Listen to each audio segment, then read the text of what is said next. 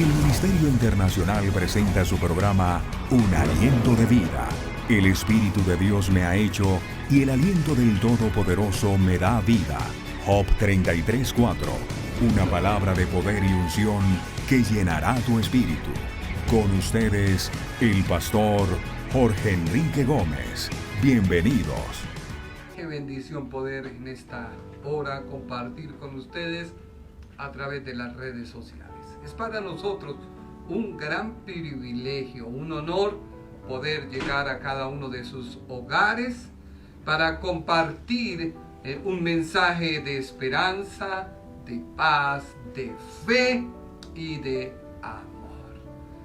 Les saludamos desde Bogotá, Colombia. Estamos aquí la familia reunida para acompañarles y glorificar el nombre de Dios, a traer la presencia de Dios a su hogar. Padre Celestial, yo te doy gracias por cada persona que me ve. Te doy gracias, Señor, por permitirnos el privilegio de reunirnos en esta hora para glorificar y exaltar tu nombre.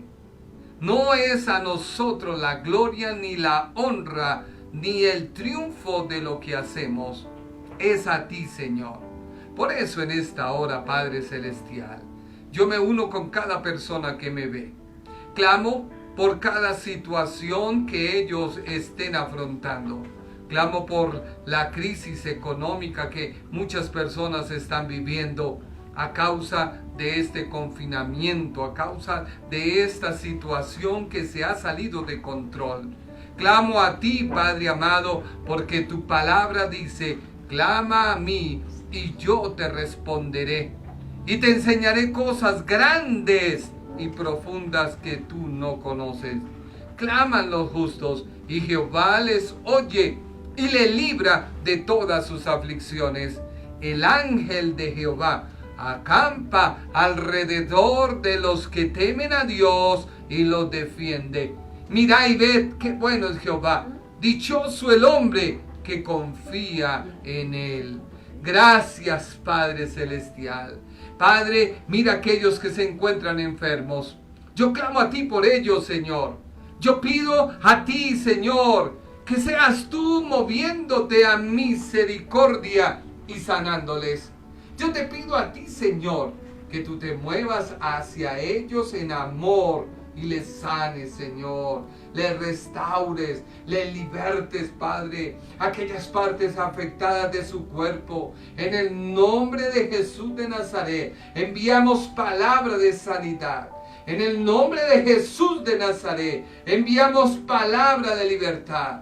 En el nombre de Jesús de Nazaret, enviamos palabra de restauración a cada parte afectada, a cada miembro que se ha desgastado por el tiempo, que se restaure cada miembro que ha sido afectado por la enfermedad. En el nombre de Jesús de Nazaret, con el cual es hecho los cielos y la tierra, ahora mismo es restituido, Padre Celestial. Invoco tu presencia, Padre. Atraigo tu presencia, Padre Celestial, a cada hogar. Atraigo tu presencia, Padre Celestial, a cada vida. Que en esta hora ellos puedan sentir la presencia tuya, obrando, libertando, Padre Celestial. Que seas tú, Padre amado, de una manera sobrenatural, haciendo cosas que ojo no vio, ni oído entendió, pero que tú tienes preparadas para aquellos que te aman. Clamo por cada vida, Señor,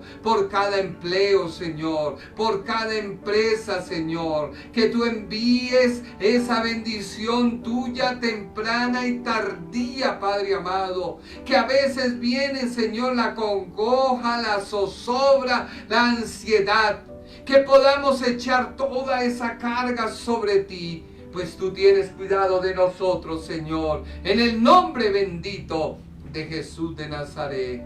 Amén y amén. Créele a Dios. Dice la Biblia que el que le cree al Señor logra lo que Dios ha prometido en su palabra. Y es que Dios es fiel para cumplir lo que ha prometido. Muchas veces nosotros, por medio de la incredulidad, por medio de la ansiedad, por medio de muchas cosas, nos desviamos o nuestra mirada se desvía de Dios. Hoy yo te invito para que vuelvas nuevamente a poner tu mirada en aquel que te dio la vida. Porque tú tienes que saber que Dios nos creó.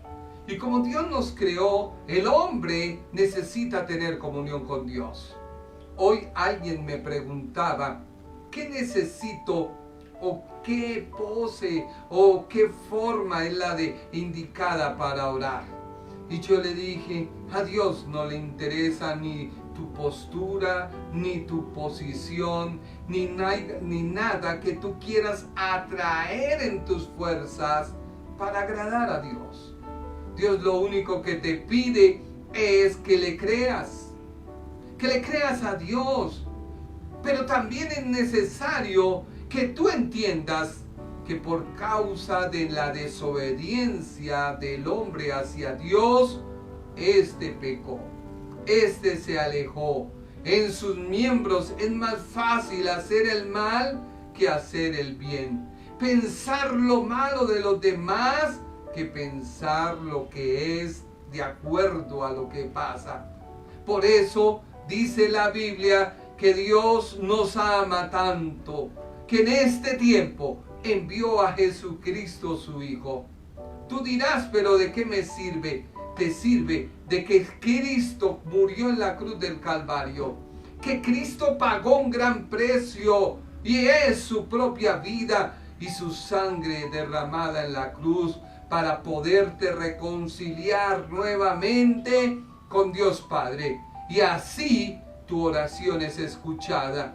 Y no necesitas ninguna pose, no necesitas ninguna posición, ninguna palabra. No, solo que Cristo esté en tu vida para que cuando tú ores a Dios Padre, Él vea la sangre derramada en ti de su Hijo. Y a causa de ello, tu oración sea oída delante de la presencia de Dios. No necesitas de más. Así que tú lo que necesitas hoy es decirle: Señor, yo reconozco que tú moriste en la cruz del Calvario por mí, que perdonaste mis pecados allí, que tú pagaste un gran precio, te hiciste pecado por mí, para librarme a mí del poder del pecado, de la desobediencia, de la maldad que hay en mí. Perdóname, Señor. Y una vez tú hagas eso, no necesitas ni llamar a un amigo, ni llamar a una emisora, ni necesitas llamar a nadie. Solamente abrir tus labios, porque Dios te escucha. Dios te escucha, entiéndelo bien. Dios no oye oraciones de alguien que no haya recibido a Jesucristo su Hijo como su Salvador. Puede ser una persona muy noble, muy buena, muy caritativa, que no le haga mal a nadie, que le guste cuidar la naturaleza, los animales. A Dios no le importa eso, porque no es por obras para que nadie se pueda gloriar, es solamente por creer que Dios nos ama y que su Hijo no murió en vano en la cruz del Calvario. Es la única manera por la cual Dios nos puede aceptar. Otra pregunta que me hicieron el viernes es que alguien salió diciendo en las redes sociales que la oración de fe ya no tiene importancia, que la oración de fe no hace ni acredita a nadie como hijo de Dios o para obtener la salvación si no tiene una vida piadosa. Es una gran mentira del diablo. La Biblia dice que es necesario reconocer en nuestras vidas que Cristo, como Hijo de Dios, murió en la cruz del Calvario. Ese es el sacrificio que hoy Dios acepta. Recuerda que el hombre pecó. Era necesario que muriera un inocente por ocupar tu lugar, ocupar mi lugar. Y ese inocente debía derramar su sangre y ocupar tu lugar. En otras palabras, tenía que morir. No había otra manera. Tenía que morir. Por eso Cristo es el sacrificio perfecto que agrada a Dios. Por eso Cristo es el Cordero de Dios. Por eso Cristo tuvo que morir siendo Dios. Por eso Cristo tuvo que derramar su sangre en la cruz del Calvario. Y por eso Cristo ocupa tu lugar como el inocente que muere por mí, por mi vida, que soy pecador. Así que esa oración me une o me bautiza en Cristo. Y yo debo, a partir de ahí, reconocer que esa oración a mi vida ha destruido la naturaleza de pecado. Y esa naturaleza de pecado, que es la que me impide acercarme a Dios, es destruida. Y me puedo acercar confiadamente al trono de la gracia, a hallar el oportuno socorro, porque Dios ve en mí la sangre del nuevo pacto, la sangre de Jesucristo. Por eso hay poder para salvación en el nombre de Jesús de Nazaret, y su sangre que derramó en la cruz del Calvario tiene poder para perdonar tu pecado. Tampoco la sangre de Cristo se debe usar para todo. Ay, alguien te va a atracar, hay poder en la sangre. No, eso tampoco puede funcionar como algo mágico que te va a proteger. No, lo que a ti te va a proteger es la amistad que tú tienes con Dios a diario. Cuando tú lees la Biblia, cuando tú oras, cuando tú lo buscas, se establece una amistad, y de acuerdo a esa amistad, Dios delega sobre ti autoridad, y eso es lo que te guarda del peligro, del mal y de todo aquello que te acecha. Así que es necesario hacer la oración de fe. Una persona que hizo la oración de fe y no cambió, pues lo único que hizo fue repetir algo, pero su vida sigue siendo la misma. Y dice la Biblia que ya no hay más sacrificio por los pecados, porque no podemos tomar la sangre de Cristo o el sacrificio de la cruz como algo que no sirvió para nada. No, tú debes reconocer que recibiste a Cristo y que tu vida a partir de hoy debe ser transformada. Es por ello que yo te invito con toda humildad para que escuches nuestras prédicas acerca de la carta a los romanos.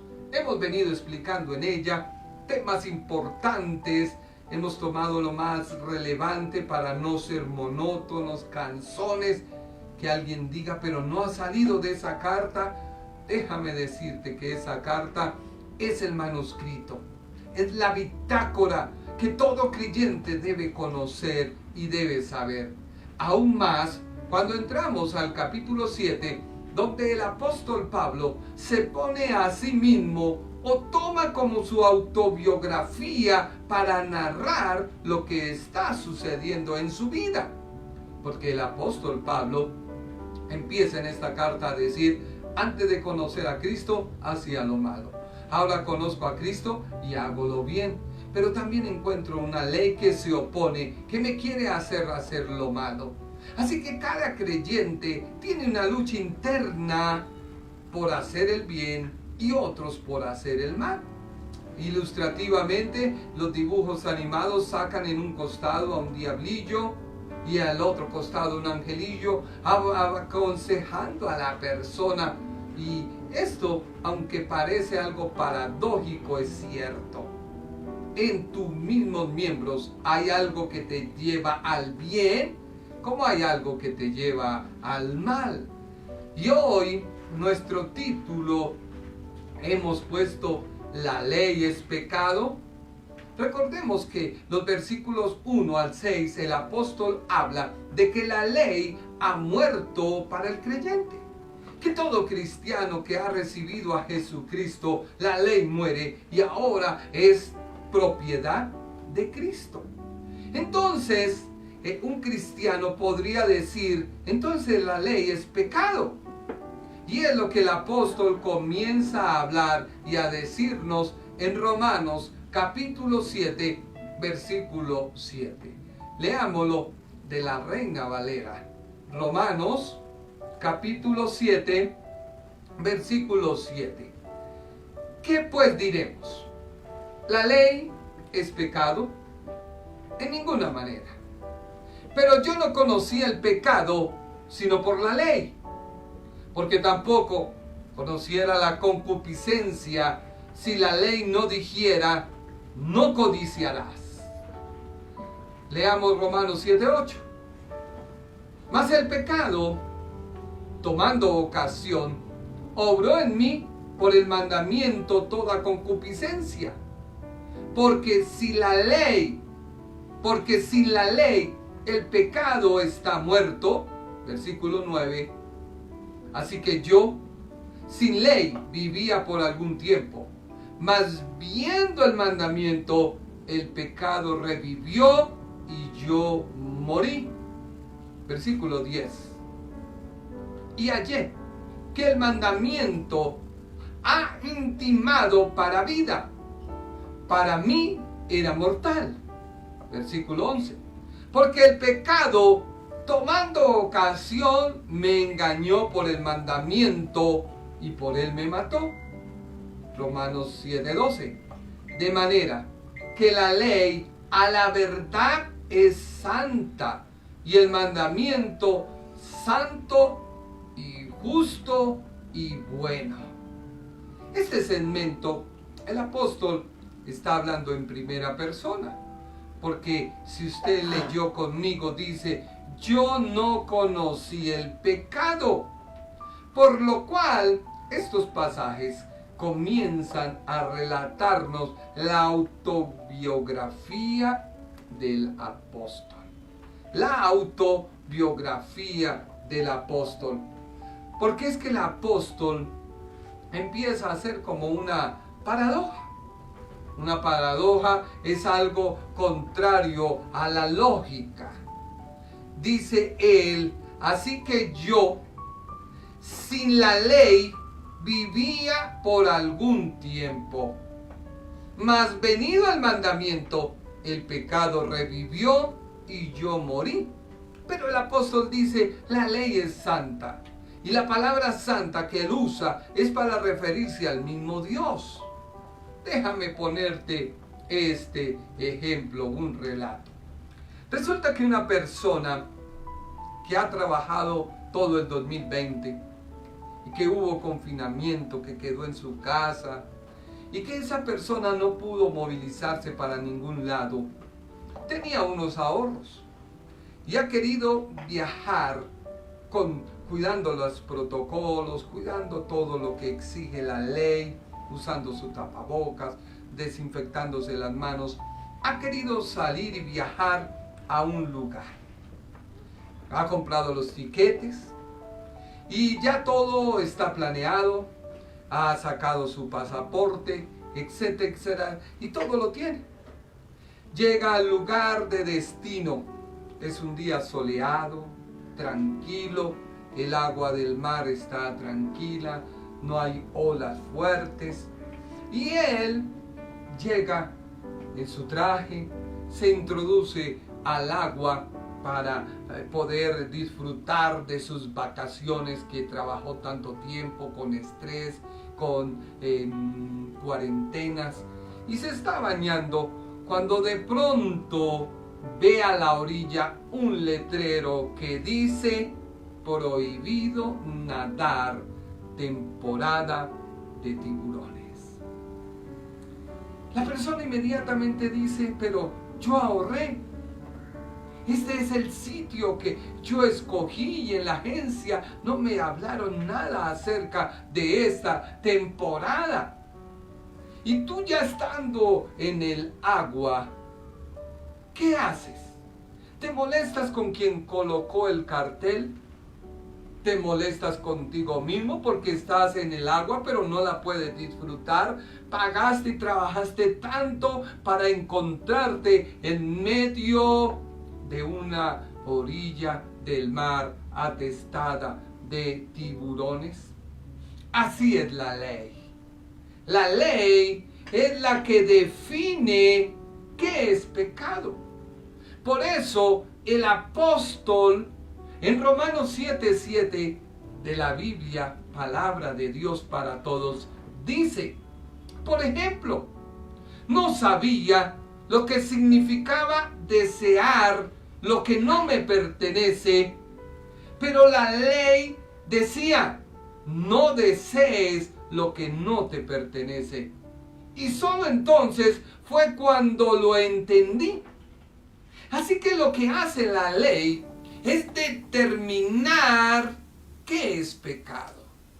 Dios determina en el hombre que eso que no es suyo, que no lo puede obtener, que no lo puede codiciar, está mal. ¿Cuánta gente codicia el trabajo de otra persona? Codicia la vida de otra persona y se amarga a sí misma, frustrándose, llenándose de temores, de complejos, porque su vida no es como la de otra persona, o quizás su compañero no es como otra persona y se frustra. Y cuando se da cuenta, se amarga y empiezan los malos tratos entre la pareja, los malos tratos entre los hijos, los malos tratos en todo lugar. Eso es lo que la Biblia dice, no lo hagas. Por eso, tú no puedes llegar a decir que por tu experiencia en la playa, donde no pudiste nadar porque era temporada de tiburones, todo es malo. Todo es pecado. Todo es aterrador. El mar es malo. Quizás otros saldrán con otra serie de cosas diciendo, ponte este traje, que si tú te lo pones puedes nadar, y si el tiburón te llega a morder, no lo alcanza a penetrar con sus dientes. Y así ha sucedido con la ley. El hombre se ha encargado de interpretar, malinterpretar, malinformar qué es lo que Dios quiere para ti. Por ello el apóstol le dice a sus lectores y les explican que ellos han muerto a la ley y que ya no tiene poder sobre su vida. Pero esto no quiere decir que lo que Dios haya hecho es malo. Eso no significa, dice el apóstol, que la ley sea pecado. Claro que no. La ley es la única manera de yo saber qué es pecado. Lo que hace la ley es establecer las reglas de juego, por decirlo así. Aquellas personas que quizás, y en esta fin de semana compartiendo con mis hijos, veíamos un juego que tenía sus reglas claras. Cuando empezamos no las sabíamos y jugábamos como queríamos, pero el juego no tenía un objetivo, no tenía un propósito. Aunque nos divertíamos, veíamos que no. Pero cuando empezamos nosotros a mirar qué finalidad tenía el juego, cómo era que se jugaba y cuáles eran sus reglas, comenzamos a jugarlo y fue divertido. Claro que de un momento a otro tratamos de inventar reglas, pero al inventarlas nosotros, el juego perdía su importancia. Para tú poder ejercer una disciplina en algún campo, debes conocer las reglas que lo rigen. Si eres un jugador de fútbol, debes saber que el balón en el campo es donde se juega. Y si la pelota sale, pues ya no tienes oportunidad de meter un gol. Que los goles se meten de frente y no por la parte de atrás. Esas son las reglas la ley y Dios ha querido establecer esas reglas para que nosotros entendamos qué es pecado. Porque nos alejamos de Dios. El gran problema de la raza humana es que se alejó de Dios a causa del pecado de Adán. No podemos culpar a Adán, pero sí nosotros recibimos de él una naturaleza que nos aleja de Dios. Por eso la Biblia y el Antiguo Testamento era enfático en decir: sin santidad nadie verá al Señor. Y es que era necesario que los sacerdotes que ofrecían aquellas ofrendas por el pueblo debían purificarse a ellos primero. Y si alguna persona no lo hacía, moría irrefutablemente. Y moría en el acto, porque había desobedecido una ley de Dios. Por eso es necesario que hoy reconozcas que la única persona que te puede hacer santa se llama Jesucristo. Cuando tú lo recibes en su corazón, cuando tú le dices: Señor, ven a mi vida, reconozco que soy pecador, inmediatamente viene la sangre que se derramó en la cruz del Calvario y Dios la derrama sobre tu vida. Es como aquella sangre del pacto que los israelitas debían colocar en su dintel para que cuando a la hora de pasar el ángel de la muerte pasara de largo. Eso es lo que hace hoy la sangre de Cristo sobre tu vida. Permitirte que tú tengas acceso a Dios, porque Él hace revivir en tu vida la ley y las normas que Dios ha dado a Moisés, pero ya tú lo haces por amor, no por imposición. Así que la ley es la misma voz de Dios. Dios habla al hombre. Por ello el apóstol dice: es santa y buena. Dice Romanos 7:12. De manera que la ley a la verdad es santa y el mandamiento santo, justo y bueno. La ley es santa porque la palabra que el apóstol emplea es hagios, que significa una característica de Dios, algo separado, digno de ser venerado. Es Dios mismo en su pureza, majestad y gloria. Por lo cual, la ley es algo que no es de este mundo. La ley es divina, es transmitida por la misma boca de Dios, es justa, por lo cual establece la forma del hombre poderse nuevamente relacionar con Dios. Sin embargo, es un hecho que la misma ley que dictamina el pecado, porque por medio de ella se identifica el pecado en el hombre. Mire lo que dice Romanos capítulo 7, versículo 8. Mas el pecado, tomando ocasión, obró en mí por el mandamiento toda concupiscencia, porque sin la ley el pecado está muerto. Cuando un niño pequeño, y nosotros que hemos tenido niños pequeños, ellos están jugando con un juguete y se acerca su hermanito o un familiar a jugar y él llega y lo quita y él no lo quiere dejar jugar. Eso se llama envidia. A ese niño nadie le ha dicho que es envidia. Él lo hace por naturaleza, porque es un mecanismo de defenderse, de decir: no permito que juegues conmigo. Pero el padre tiene que acercarse y decirte: hijo, eso no está bien. Tú tienes que compartir ese juguete con los demás. Ahí el niño no sabía que lo que estaba haciendo era malo. Pero el papá, al identificarle y al decirle: no, alto, no lo hagas, está estableciéndose que el niño es envidioso. Por eso dice Romanos capítulo 7, versículo número 9. Ahora sí, yo creo que lo estás entendiendo. Romanos 7, 9. Así que yo, sin la ley, vivía por algún tiempo. Ese tiempo fue el que te puse como ejemplo. El niño tiene su carrito, está jugando solo, se acerca a alguien, no lo deja, no. Y tú tienes como padre que decirle, no, tienes que compartir, no puedes ser envidioso. Las cosas se hicieron para compartir. Ahí es donde la Biblia realza y dice, así que yo sin ley vivía por algún tiempo, mas venido el mandamiento, el pecado revivió y yo morí.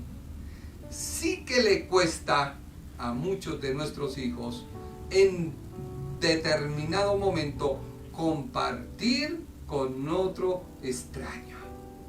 Eso lo vemos y eso es de todo niño.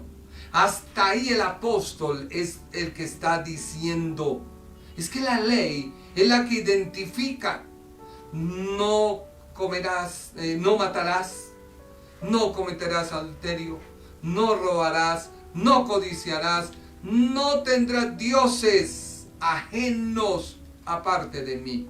Y hoy vemos una gran polémica de muchos teólogos católicos diciendo que la imagen no es la imagen como veneración, sino como recordatorio, y comienzan a sacar una serie de cosas, pero en sí es pecado. La Biblia dijo, no te harás imagen de ninguna cosa que está arriba en el cielo o abajo en la tierra, no te inclinarás para adorarlas. Y es que el problema de la ley no es lo exterior, es lo que yo siento, que se exterioriza, que es lo que hace el mal. Recordemos que un día iban los discípulos de Jesús recogiendo espigas. Era un día de reposo, no se habían lavado las manos, y los maestros de la ley veían que ellos sin lavarse las manos tomaban las espigas y empezaron a decir, han transgredido la ley. Y Jesús, ¿qué dijo? No es lo que entra lo que contamina al hombre, sino lo que sale. Porque lo que entra, el cuerpo lo asimila, va al estómago y luego va a la letrina. Pero lo que sale es lo que contamina. Así que la ley, en primer lugar, la ley define qué es pecado. Romanos 7:7. Leámoslo. ¿Eso significa que la ley es pecado? Claro que no. La ley era la única manera de saber qué es pecado. Por ejemplo, no sabía lo que significaba desear lo que no me pertenece, pero la ley decía, no desees lo que no te pertenece, y solo entonces fue cuando yo lo entendí. Así que la ley describe lo que es pecado. Así como un inventor de un juego define las reglas donde y en qué determinado momento alguien puede ser penalizado por haber cometido o haber caído en una infracción que él mismo diseñó. Cuando tú juegas parqués, hay parqués para 4 o 6 personas, son 4 fichas, son 2 dados. La persona debe tomar los dados, lanzarlos y el número que le salga debe correr. Y la persona debe avanzar en contra de sus demás oponentes, porque si alguna ficha llegara a caer en una casilla donde el jugador que viene en la parte de atrás cayere a la misma, pues le pueden enviar nuevamente de retroceso a su lugar de partida, que llaman la cárcel. Y ese parqués se sigue jugando, pero hay alguien que dice, yo no quiero echarte a la cárcel. Yo no. Y si nadie se echara a la cárcel, pues el juego pierde su valor. Pierde lo atractivo, que es avanzar venciendo obstáculos y venciendo a personas y pasando sin que me metan a la cárcel. Así es el pecado. Dios lo estableció. Pero tú no puedes tratar de decir, no, yo no sabía, porque en ti está. Versículo 7. Sin embargo, dice la Biblia, palabra de Dios para todos. Dice Romanos 7:7. Sin embargo, yo no habría conocido el pecado si no hubiera sido por la ley. En efecto, jamás habría sabido lo que es codiciar si la ley no me hubiera dicho, no codicies. En una carrera de vehículos se define el sentido en que los vehículos deben girar. Si se cambia el sentido y se deja que cualquiera que girara su vehículo y se fuera en contra de los demás, puede ocasionar daños no solo a su integridad, sino que pone en riesgo a los otros competidores. Es por ello que la ley presenta sus prohibiciones, lo cual crea pecado, y este pecado hace que se infrinja, y esto que se infrinja hace que tú estés alejado de Dios. Otra cosa, otro aspecto de la ley, es que lo prohibido de la ley se volvió atrayente para el hombre. Eso lo podemos ver en Génesis capítulo 2 y 3. Dios crea al hombre del polvo de la tierra. Lo hace a su imagen y conforme a su semejanza. ¿Qué quiere decir? Que el hombre tiene autoridad sobre lo creado, porque así Dios lo estableció. Tú vas por la calle, un perro te quiere atacar, tú lo regañas, el perro obedece. En algunas ocasiones tú vas por la calle y te da pavor y el animal siente ese pavor tuyo y es donde quizás te muerde, porque tú no tienes la autoridad. Pero bueno, el hombre quedó en el huerto del Edén. Dios le dio una ley, una norma, un mandato específico. De todo puedes comer menos de este árbol. Pero el hombre no quiso oír. Oyó otras voces. Escuchó la voz de alguien que le dijo, ¿con que Dios te prohibió comer de todos los árboles? Y el hombre le dice, no, de todos no, solamente de este que está ahí en medio del huerto. Y la serpiente le dijo, no, es que Dios sabe que el día que tú comas serás como Él. Empezó a venderle una idea al hombre de que lo prohibido es lo más atractivo. Y quizás tú hay veces sabes que hacer algo te trae consecuencias malas, pero lo haces. Así le pasó al hombre. Esta es la constante del hombre, que lo que más se le prohíbe es lo que más le llama la atención. Esta es la regla que se estableció en el huerto del Edén. Por ello, la ley produce el pecado, porque si no se nos prohibiera o no hubieran cosas que se nos prohibieran, nosotros no seríamos atraídos y no nos llamaría la atención. ¿Por qué? Porque al hombre le atrae lo prohibido, solo por saber qué es lo que va a encontrar, creyendo que puede obtener la felicidad, pero a nadie le ha resultado. Tú debes saber que no es por obras para que nadie se gloríe, pero muchas veces tú tratas de exponer tus obras para mostrar un cristianismo. Quizás eres una persona que ora, que ayuna, que predica, que exhorta, pero tu vivir niega lo que predicas y quizás tu oración no sube al cielo. Es momento de tú entender que cada persona tendrá que entregar cuentas a Dios.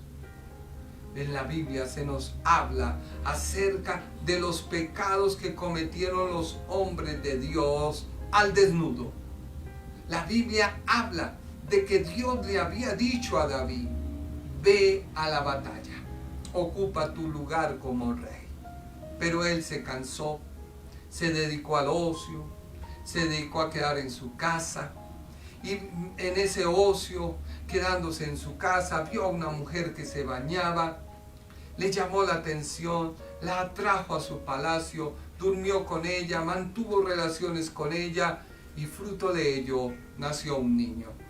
Ya cuando él ve que se había salido de control aquella cosa prohibida, mandó llamar a su esposo y quería astutamente que su esposo durmiera con ella.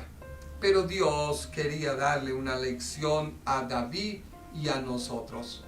Muchas veces hacemos cosas en lo secreto y sale a la luz pública.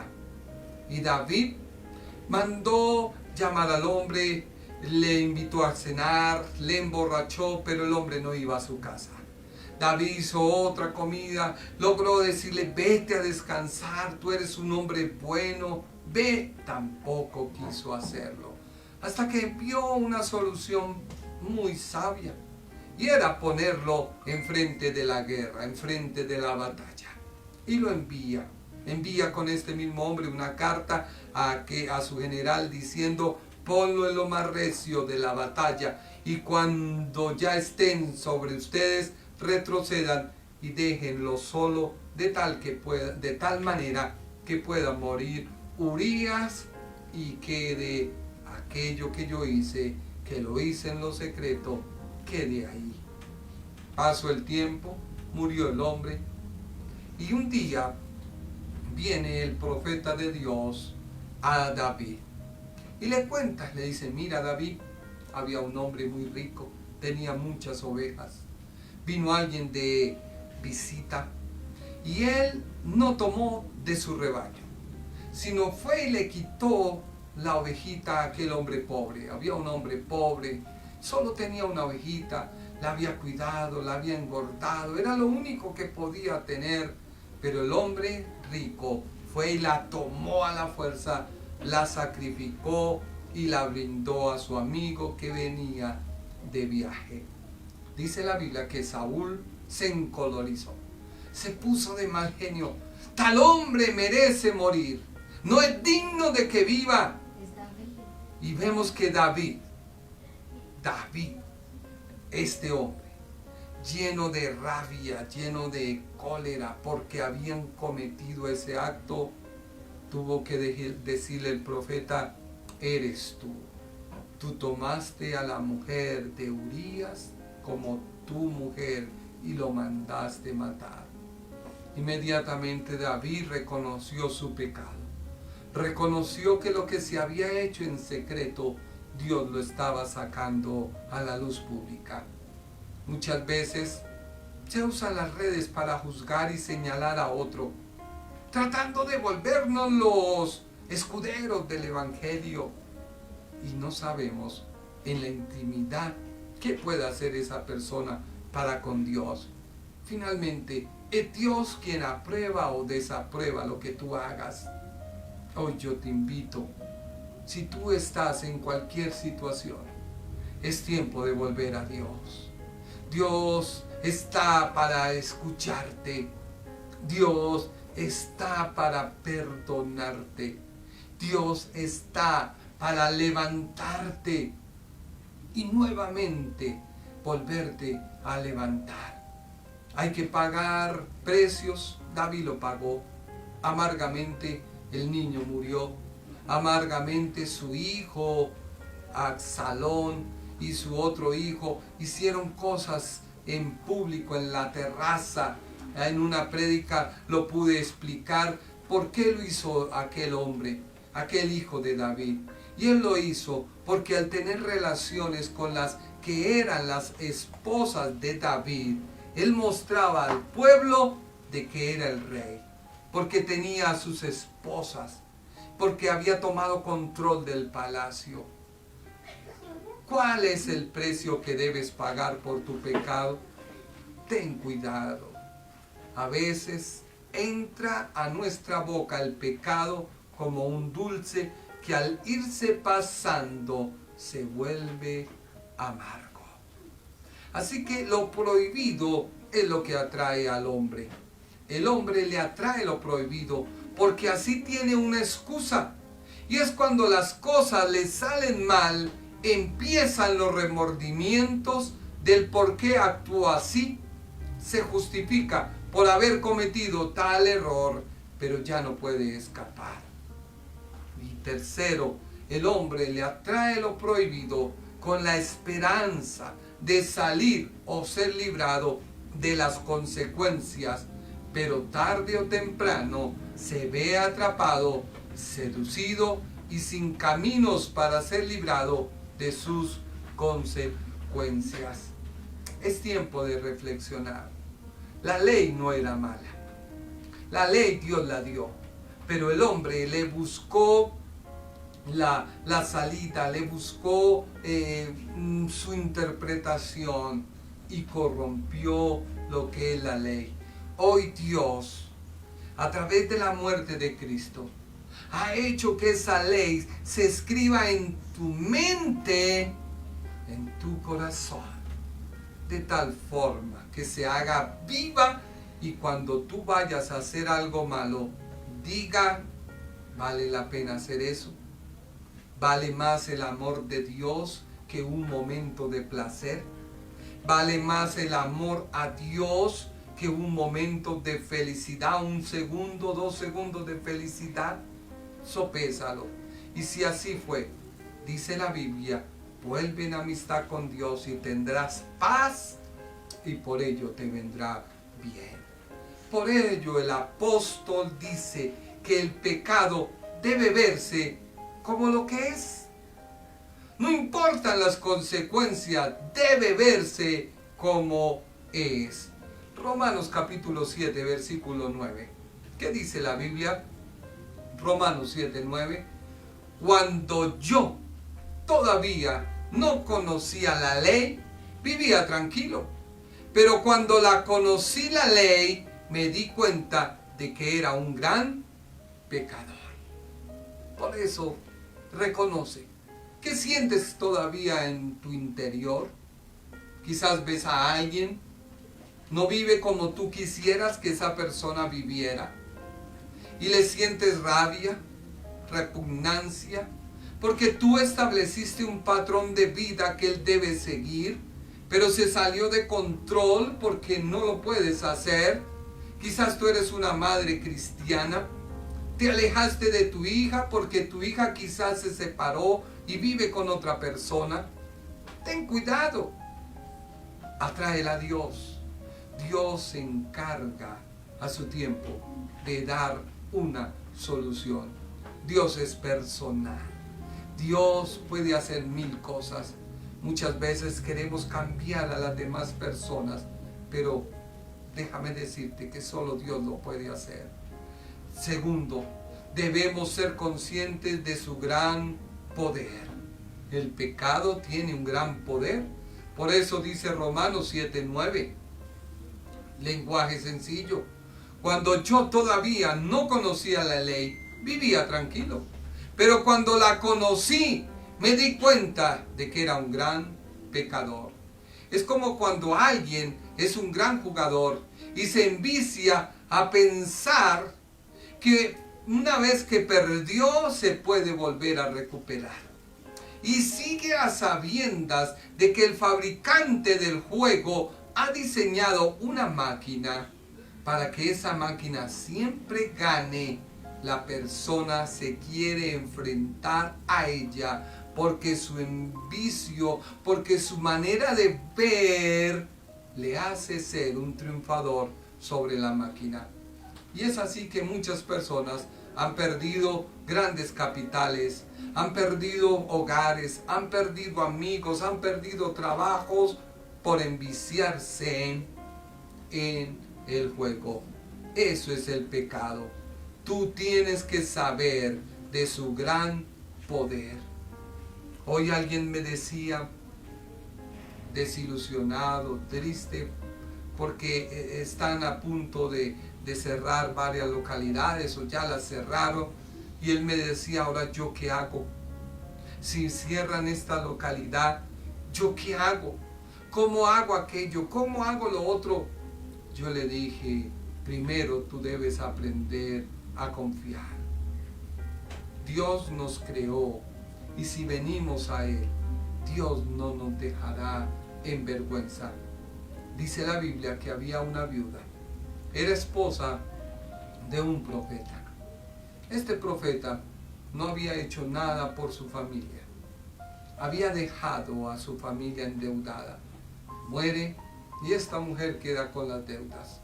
Iba a buscar un hombre de Dios y este hombre le dice, mira, ve y busca cántaros vacíos. Cuanto cántaro vacío puedas tener, ve y búscalo. Lleva este aceite y llena cada cántaro. Y a medida que tú llenes cada cántaro con este aceite nunca se secará hasta la última vasija que llenes. Hoy Dios te da la oportunidad de tener aceite. ¿Cuál es ese aceite? La fe. La confianza de que en medio de esta pandemia, de que en medio de esta adversidad, Dios tiene una provisión para ti. Tú lo puedes creer. Creer no solamente decir, sí, pastor, yo creo, pero cuando llegas al campo de batalla, te desinflas, te desanimas, te desorientas, porque ves que la situación está sola, la ciudad está vacía. Decían que ayer el alcalde de Soacha había dicho que ningún vehículo entrara, pero cuando él vio que había una soledad grande, dijo, no, ya que entre. A veces nos dejamos mirar y vislumbrar por lo que hay frente de nosotros. Y es que Dios a sus hombres que llamaba a la guerra les decía, y aún al mismo Samuel, profeta de Dios, le dijo, no mires lo que mira a todos, no, porque yo no miro eso, yo miro el corazón. ¿Qué corazón hay en ti para y pedirle en esta hora a Dios que venga a tu vida, que tú puedas entender su palabra? Padre Celestial, nos acercamos a ti. Tu palabra dice que nos podemos acercar confiadamente al trono de la gracia y hallar el oportuno socorro, gracias a Jesucristo tu Hijo. Hoy tu Hijo fue el que murió en la cruz del Calvario. Fue el que llevó mi pecado, mi ofensa. Y hoy me acerco a ti. Señor, en mi vida hay incertidumbre por tanta noticia.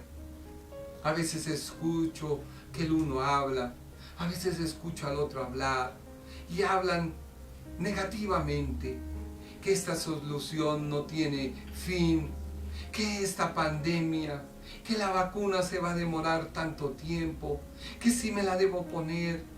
Y Señor, me he olvidado de que tu palabra dice, estad tranquilos y confiad. El que habita al abrigo del Altísimo mora bajo la sombra del Omnipotente.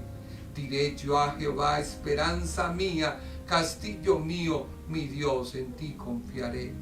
Caerán 1000 y 10.000 a tu diestra, mas a ti no llegará. Tú le dijiste a tus discípulos, y echad fuera demonios, sanad toda dolencia, y si comieren cosa mortífera, no les hará daño. Pondrán las manos sobre los enfermos y sanarán. Señor, tú no me has mandado a ser una persona necia y no ponerme un tapabocas porque tú eres el que me vas a cuidar, no. Pero también yo sé, Señor, que debo obedecer a las normas que ha establecido los gobiernos, pero también estar confiado de que si por determinado momento tocara algo contagiado, no me va a llegar, porque tú eres quien me cuidas, porque tú eres quien me proteges, porque tú eres el que nos guardas, porque tú eres aquel Dios todopoderoso que no te has dormido de guardarnos. Yo tengo esperanza en ti, mi confianza está en ti, de que tú enviarás la provisión a su tiempo, de que tú me darás las cosas que en mi corazón anhelo a su tiempo. Tú lo harás de tal manera que yo quede sorprendido y los que están a mi alrededor, porque mi confianza está en ti. Trabajaré, Señor, no dormiré, haré lo mejor, haré las cosas que están a mi mano, haré, Señor, lo que humanamente me sea posible, pero tú harás lo imposible, Señor, porque tú eres el que abres los caminos en medio del mar. Yo sé que Israel tenía que avanzar, debía salir de Egipto y avanzar.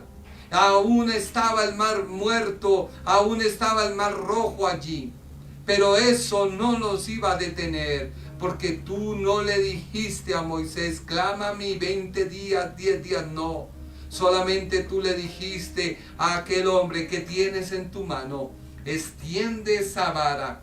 Esa vara es la confianza en Dios. Esa vara es la búsqueda en lo personal con Dios. Esa vara que tú tienes es la autoridad que has recibido en la intimidad con Dios. Pero a veces tú miras tu mano y no tienes nada, porque no has buscado en la intimidad nada. Busca en la intimidad, Dios. Recibe la vara para que cuando tú estés frente a aquel mar, Dios te pueda decir que tienes en tu mano, extiéndela y dile al mar que se divida. Y el mar se dividió. Pero también tú tienes que buscar a Dios. Tienes que creerle a Dios.